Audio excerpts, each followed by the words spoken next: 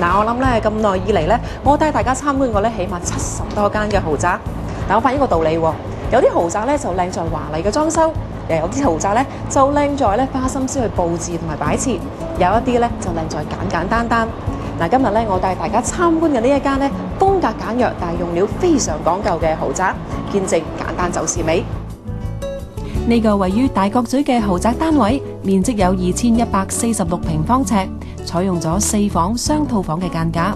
因為屋主崇尚自然啊，所以全屋嘅設計係以自然嘅啡色為主。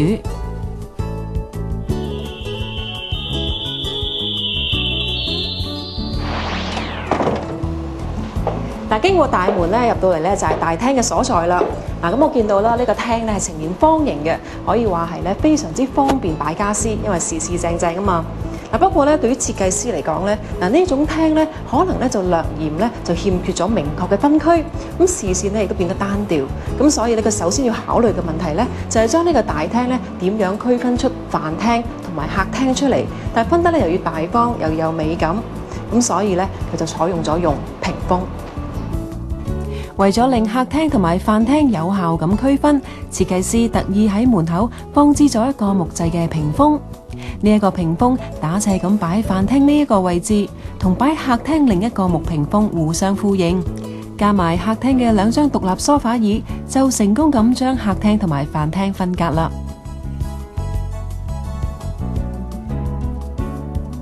嗱，大家咧千祈唔好睇少呢兩幅嘅屏風喎。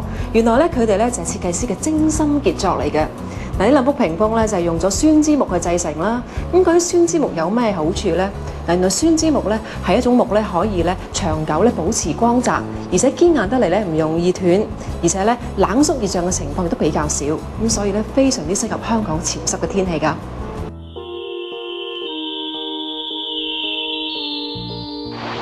嗱，啡色屬於 earth tone 嘅顏色，俾人嘅感覺咧樸實而且穩定。嗱，呢個大自然嘅色系咧，相比起其他七彩繽紛嘅顏色咧，就更加襟睇、細味同埋容易俾人接受。嗱，喺繁華嘅鬧市當中生活咧，如果以啡色咧做家居設計嘅話咧，就好容易咧散發出咧好溫馨嘅家居氣息啦，而且咧仲俾人感覺溫暖同埋係舒服添。為咗更貼近自然，飯廳嘅大櫃特意用上東南亞家具中最常見嘅黑胡桃木色，門身採用咗磨砂黑玻璃門，滲入咗點點嘅現代元素。而喺飯廳最特別嘅地方就係呢8張餐椅啦。設計師用咗4種深淺不一嘅啡色嚟營造出自然嘅效果，喺平淡中增添色彩。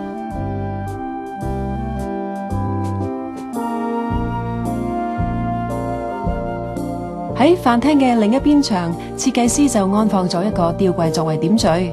不過呢一個吊櫃唔單止係個裝飾，搖身一變，你哋睇係一個電腦台嚟㗎。嗱，呢個飯廳裏邊咧，我覺得咧最特別嘅咧就係呢一盞嘅吊燈啦。嗱，呢盞吊燈咧係由咧好多條唔同嘅玻璃扭紋條組成嘅，而且咧係由一條條嘅鋼絲咧垂吊落嚟嘅。咁聽屋主講咧，原來咧每一條呢啲玻璃扭紋咧嘅長度咧都可以調校高低嘅，咁咧就可以順住屋主嘅喜好咧，為呢盞燈咧做出唔同嘅形態出嚟啦。其實咧，飯廳呢盞意大利手製嘅玻璃燈咧，佢唔單止係一個吊燈咁簡單，其實佢好似一件藝術品咁啊！咁又似個風鈴咁咧，佢個高高低低咧，其實可以隨意調校，製造唔同形態嘅。咁亦都咧會碰撞嘅時候有啲聲音啦。咁佢個樣咧，其實又好似配合翻呢間屋嘅主題，有啲魚仔咁嘅。咁其實呢啲咁嘅形態嘅燈咧，我哋都可以叫做一個 kinetic art，就好似一啲風鈴嘅形態嘅藝術品，喐動嘅時候咧，可以有唔同嘅配搭。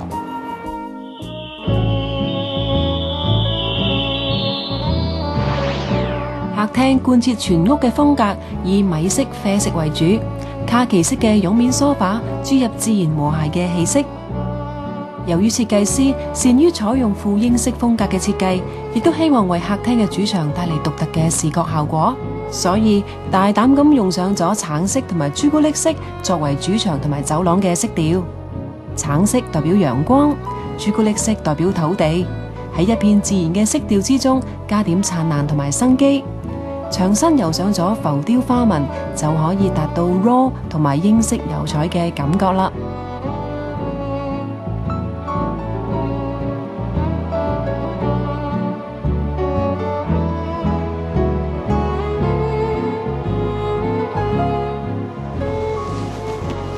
嗱，為咗咧配合屋裏邊咧魚嘅設計啊，咁設計師咧就特登咧揾咗我前面呢一張咧造型非常之特別嘅茶幾翻嚟。咁大家見到啦，呢個茶幾咧全部用玻璃做嘅，而且視覺上咧就好似水咗個漩渦咁。嗱，正所謂咧有魚有水，除咗寓意好運之外咧，亦都為呢個客廳咧帶來咗生氣。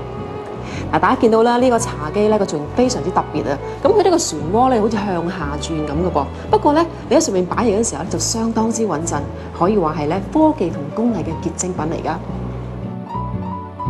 屋主追求簡約，設計師就喺簡約之中帶點驚喜，就要從擺設入手。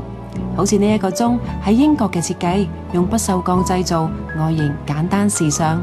呢個電視櫃一樣係經過精心設計，雖然只係一個好普通嘅木櫃，不過佢係可以自由伸縮㗎。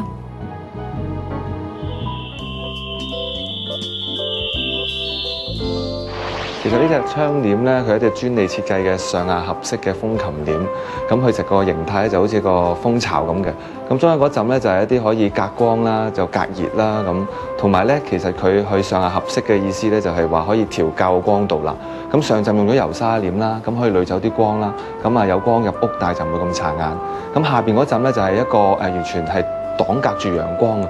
咁有時我哋喺屋企做睇戲啊、家庭影院嘅時候咧，咁我完全將間屋可以黑晒啊！咁可以配合唔同嘅環境調節個光源啦。嗱，窗簾咧除咗用嚟遮光之外咧，喺家居設計裏邊咧，亦都係一個好重要嘅裝飾嚟嘅。嗱，呢個客廳裏邊咧，我自己最欣賞嘅咧就係呢一幅嘅窗簾啦。嗱，呢個窗簾咧，除咗可以上下調校，同埋咧控制唔同嘅光線入嚟之餘咧，亦為呢個客廳咧增加咗一個咧百變嘅牆一樣。嗱，大家見到咧呢一個唔同嘅高低組合咧，對有唔同嘅光線入到嚟室內，就為到呢個客廳咧嘅光線咧增加咗唔同嘅層次感啦。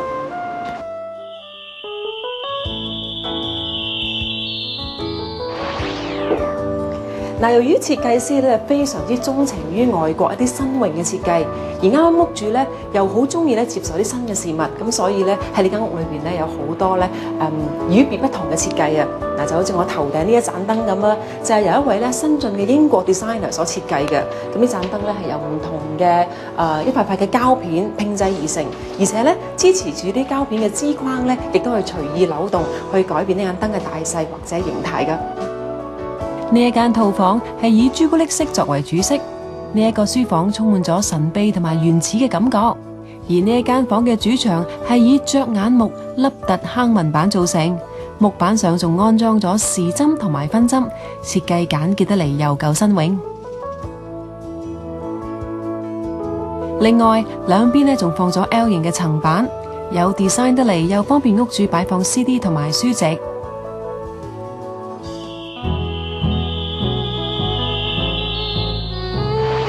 而家我身處呢個走廊咧，我發現啊呢邊嘅牆身咧，同客廳嘅牆身係一模一樣嘅，都係用咗橙色同啡色。嗱，經過呢條走廊咧，就到咗兩間嘅細房。嗱，我發覺好特別喎，呢兩間細房咧，無論係大細啦、裝修啦，同埋係間隔咧，都係一模一樣嘅，就好似一對 twins 咁。不過咧，用色方面咧就有啲唔同啦。嗱，喺我右手邊呢邊咧，屋主用咗紫灰色做主調啦，另外喺呢一邊咧就用咗卡其綠色同埋米色嘅，咁啊各有風格。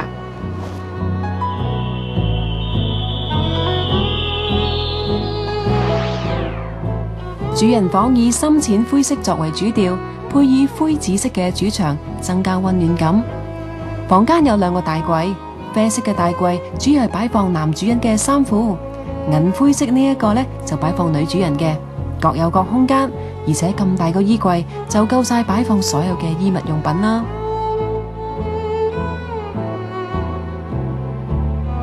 為咗令我身後呢啲入場衣櫃嘅風格更加統一咧，設計師咧喺呢度咧安裝咗一道嘅隱蔽門。嗱，隱蔽門後邊係咩嚟嘅咧？內有乾坤㗎。嗱，裏邊咧就係屋主一個小小嘅書房嚟嘅，亦都係佢自己小小天地。嗱，佢話有時做嘢做得夜咧，就只要咧閂埋呢道門咧，就唔會騷擾到另一半咧喺度瞓覺啦。係咪好貼心咧？